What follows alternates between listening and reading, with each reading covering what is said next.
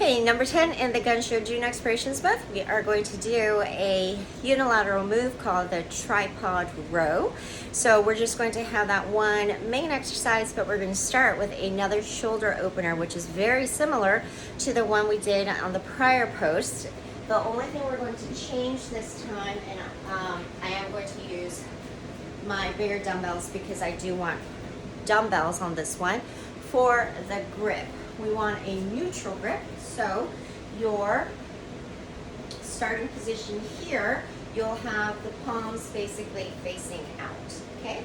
So as before, the name of the game here is to keep your shoulders down and depressed the entire time while you engage your lats, chest, and the inside of your biceps, your short head. Everything else is the same, we're just changing the grip. And then for me, I was using 2.5 pounds in the other post. I'm going 5 pounds here. So we can, out and extended is our starting position. And from here, shoulders blades down and depressed. You're going to come straight up. This is very similar to the straight arm exercise that we did in the beginning. We're just using lighter weights and focusing on that mind-body connection. And it's not only whether you're looking in the mirror or feeling for one shoulder elevating, there's also a rotation that could happen from one side to the other, okay? So I actually feel this tweaking because that's my biggest problem. Coming forward with that shoulder instead of keeping it back and down, okay? So nice and extended, breathing normally. And as before, you could be angled out forward if you don't have the overhead capability yet, okay? So another thing that could, so this over here is fine if you're coming up in front. The other thing you could do if you have somebody available, especially if you don't have a mirror, is to have them literally place their hands on the scapula to give you another tactile cue to keep them from shifting, okay? All right, now we're gonna go straight into the exercise since this is a unilateral exercise. So you're just gonna have to do both sides. And in the prior post I said I was so depressed around finding out how much more my right side of the body weighs than the left, and it's little things that accumulate over time, you know? So I not only, it's normal to be stronger on one side and therefore heavier on one side.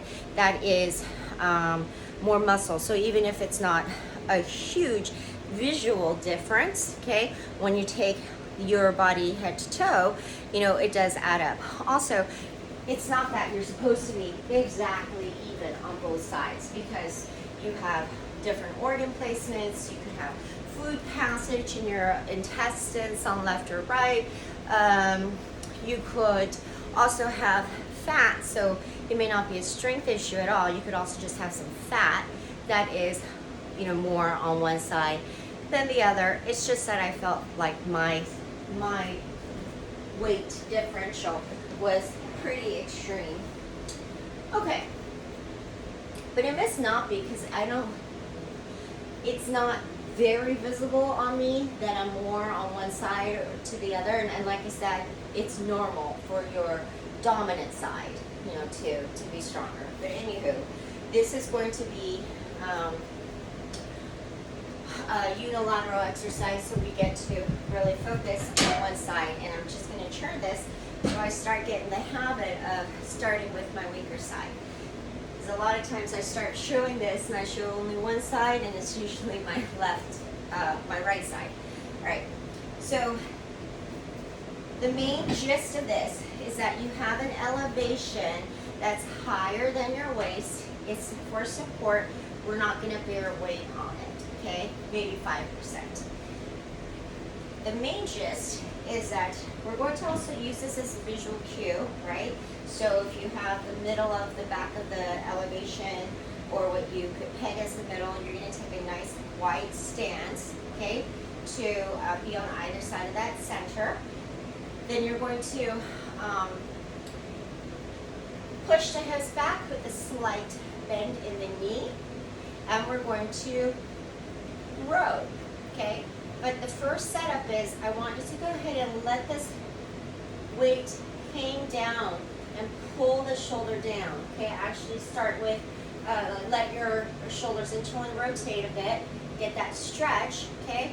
In order to help us reverse that by bringing the shoulder back up to level, and then down, okay? Do you see that difference? So here's my stretch, then I'm gonna bring it back up to level here, and then I'm going to press the shoulder down. So from here, we're going to then bend at the elbow to bring this up while still keeping this down. So you don't want to let your top of the shoulders take over at all. You want to make sure that your lats are causing the movement and holding the tension, and then of course you're getting your arm work, okay? Now, the heavier the weight, the more it's going to take to use your core to keep stable and your body still, just your arms moving. So you don't want to try to rotate out, that's extreme, but you don't want to have any tweaking or shifting of the hips, your torso, your chest, your shoulders, nothing, okay? So just make sure that you set it, engage your lats, and let the lats do the work. You could also, at times, place your own fingers right here to make sure that there isn't a lot of tension and make your lats drive that movement. All right? Woo! Okay, I think that's about it. Give it a go. Of course, do both sides.